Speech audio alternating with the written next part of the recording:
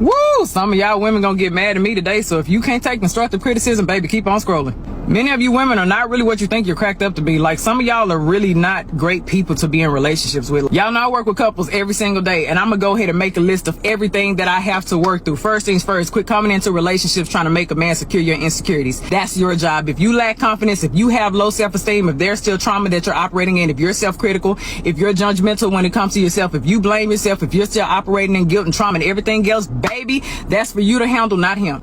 Respect his space. Like, stop becoming so preoccupied and hyper aware of what a man has going on. As soon as you see his mood is off a little bit, you start becoming overwhelming. What's wrong? What's wrong? What's wrong? Let me tell you how men are. A lot of men, when they are going through stuff, they may end up withdrawing or retreating because they're trying to figure it out. They're not always upset at you. Their moods are not changing just because of you. People go through things in a way that men are. They don't express themselves as much as we do as women. It's okay. Give that man some space. Oh yeah, the clinginess. Clinginess is cute to an extent, baby, but once you become codependent and you're always getting jealous whenever this person goes out, and you become anxious whenever they're not around you, you start blowing up their phones or they gonna hang out with their friends, that is problematic, and you're gonna push them away. As much as many of you all don't want to believe it, it's absolutely okay for a man to admire another woman. As long as it is a quick look, boom, and he's not staring, and he doesn't have a wandering eye, and he's not impulsive, and he's not a cheater. If he's all of those, baby, why are you with him in the first place? You're ignoring the red flags. You're settling. As long as that man is not window shopping or ordering off of the menu, relax. He has a visual appetite. If he sees a beautiful woman, it's okay to admire. Just like if you see a handsome man, you're gonna admire him too. Relax. Stop letting yourself go. Just because you're in a relationship doesn't mean that you need to stop doing everything that you did in the beginning. If you always kept your skin together, and your nails together, your lashes together, your hair done, your body was waxed up at the beginning, keep that same energy. Hold your end of the relationship. Remember, visual. A man still has a visual appetite, and he loves what he sees, baby, because you're going to stimulate a whole lot more in him.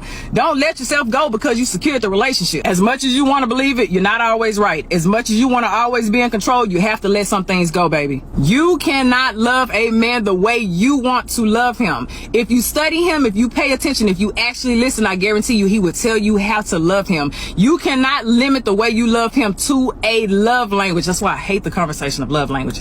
You can ask a man, what's your favorite love language? And he can say, oh, acts of service. And you think that's all you have to do to love him? No, baby, you got to study your man. Stop nagging him all the time. It's perfect. Okay, quit always expressing your dissatisfactions. If you see he's putting in efforts in other places, please uplift those efforts.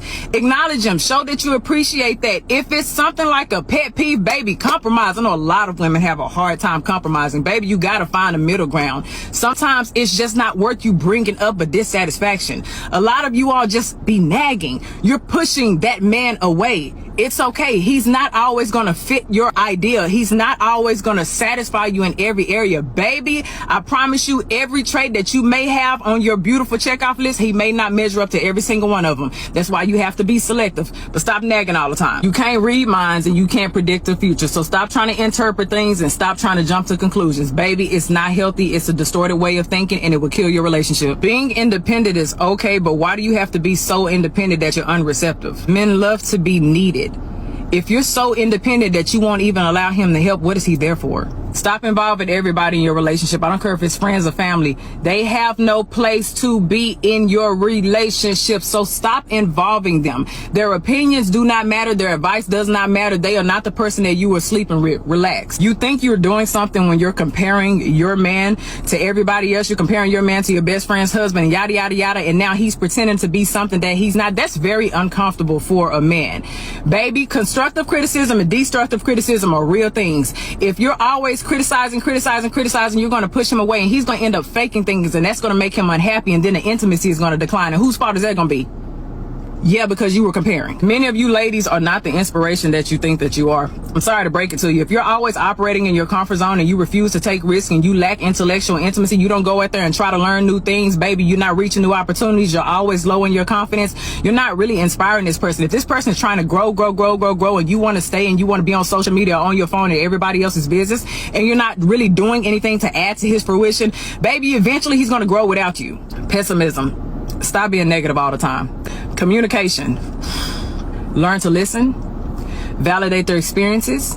Don't interrupt. You know what? The list can go on. Just work on your communication, baby, okay? Now, I know some of y'all gonna get to the end of this video and be like, Look, if you want a healthier relationship, start taking criticism. Take each piece if it applies and let it apply. If it doesn't, then go on about your business. But if you want a healthier relationship, if you're dating, if you're a girlfriend, if you're a wife, whatever it may be, you want a healthy relationship, baby, take the criticism as constructive. Take it as a learning tool. Use it and change.